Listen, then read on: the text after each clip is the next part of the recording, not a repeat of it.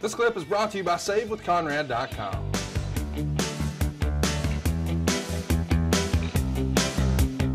Hey, it's Conrad Thompson, and you're listening to What Happened When? With the voice of your childhood, Tony Schiavone. Tony, what's going on, man? How are you? Hey, Conrad, how are you, buddy? Man, better than I deserve. Happier than a puppy with two Peters. Boy, we are on the heels of arguably the biggest AEW show ever. And it feels like we say that every few weeks lately.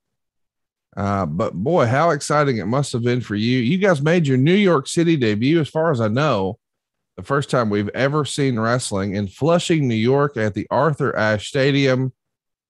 And man, the first match on the show was like a dream match that a lot of people thought would never happen. The American Dragon, Bryan Danielson, and the AEW World Champion, Kenny Omega, a 30-minute time limit draw. Boy, that's old school shit, and I loved it. I'm glad you did. I know when the bell rang and we had the time limit draw, a lot of the fans booed. Oh, that's bullshit. Listen. Yeah, I know. It's bullshit. I loved it. And you know what I liked best about it, Tony, is I kind of figured before the bell rang, I had a little viewing party here at the house, and I said, hey, what do you think's the finish? And everybody had their opinion. Here's a great story.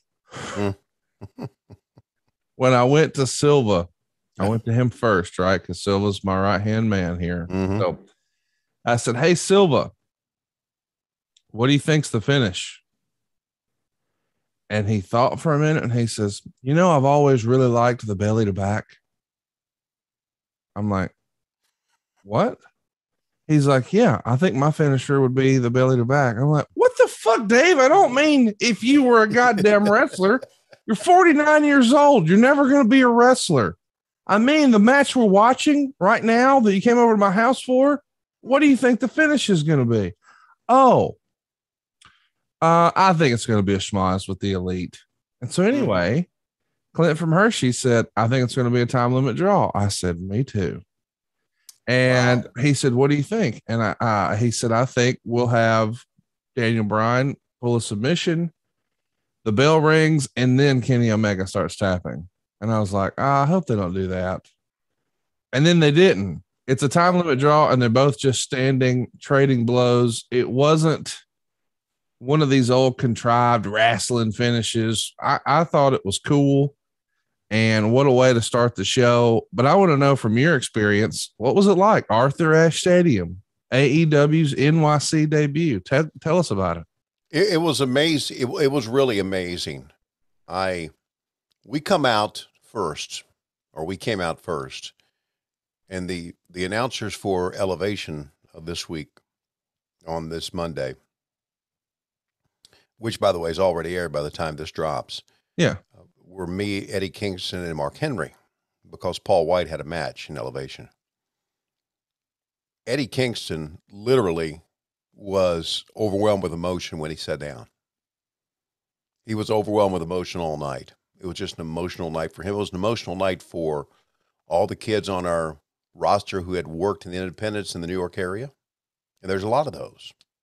Members of the Dark Order, John Silver, Alex Reynolds, obviously for Santana and Ortiz, who worked on Friday, who worked on the Rampage show for a Private Party. So it was just a very emotional night. And I remember thinking, as I'm sitting down looking around, I'm thinking, Jesus, it's not been 3 years yet.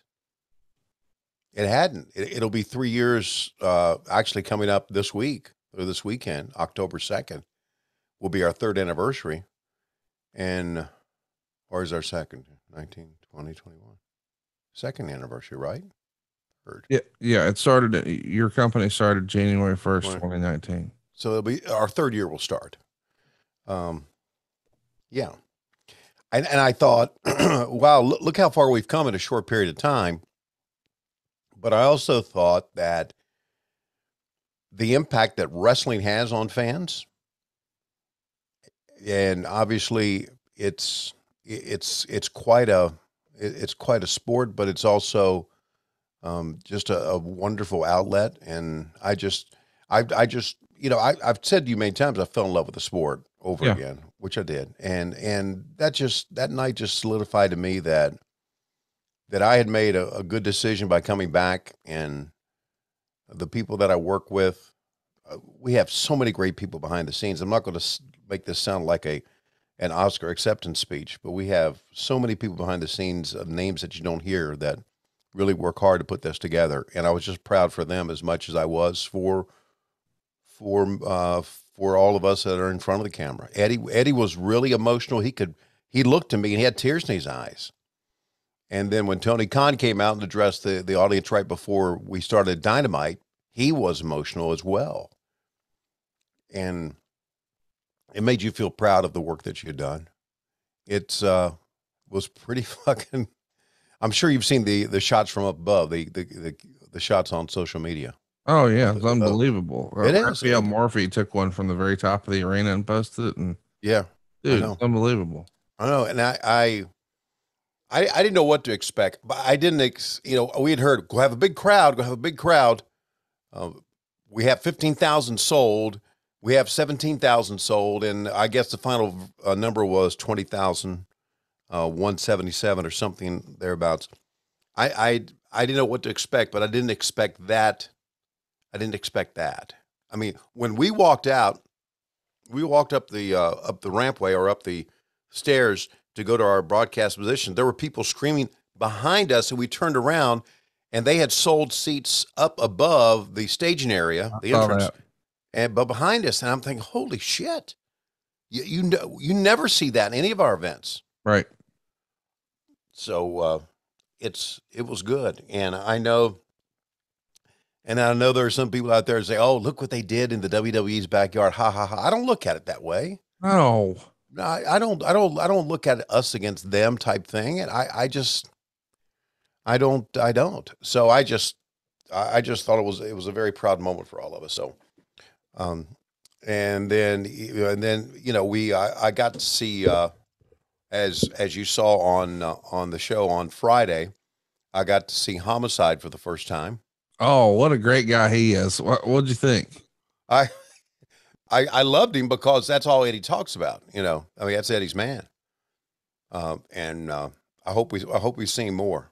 Just good guy. So, and Eddie after the show was like, really after the show, Eddie Kingston was again very emotional, and actually he was crying because of, if you think about, his journey.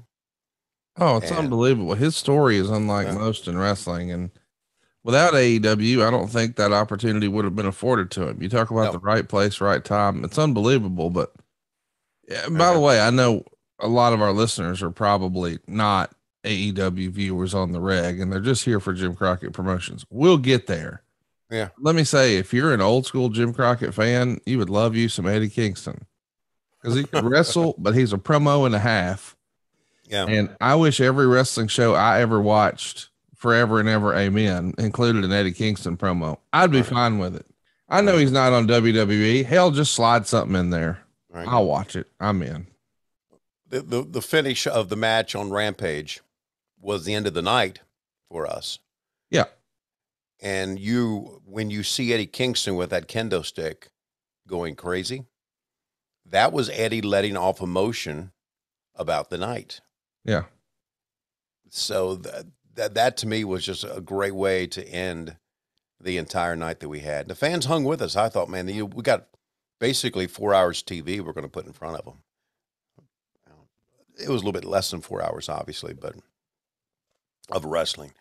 But I don't know. I first thing I think about when I see that crowd, I think about the kids who worked on the independents in New York City, in the New York area, and what they, I mean, I'm sure they're going to places like, and I've been to I think the Warriors of Wrestling in Staten Island, and I'm familiar with some of the other places, not as much as some other people, but I am. And I think about the kids who worked hard to get where they are, and now they walk out and see that, and they all think, we're in the fucking big time. John Silver and Alex Reynolds were like, it was like, oh my God, they even. There was even a point to where guys walked out early in the day and looked around at the seats and were going like, holy shit. Yeah. Look at the place we're working, right? Yeah.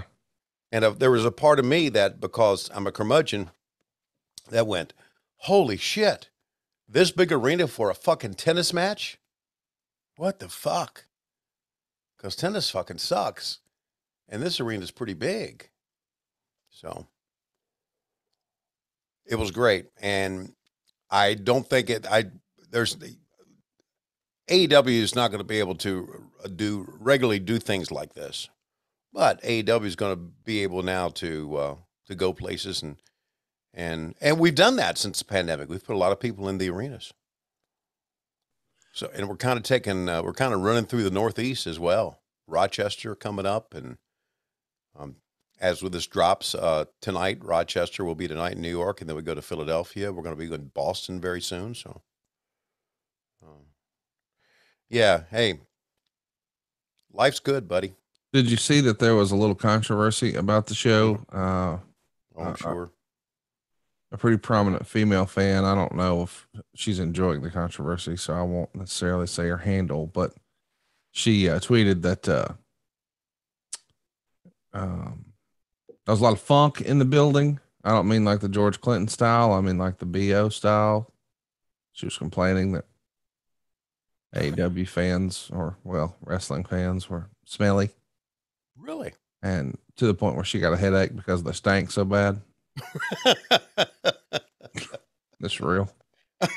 That is real? That's real. I'll send you a link, but again, I think a lot of people have been coming for her, so I don't want to give a handle or anything, but she follows me and I follow her, and she seems like a nice person, but yeah, she was just pretty vocal about, boy, it's stank in there.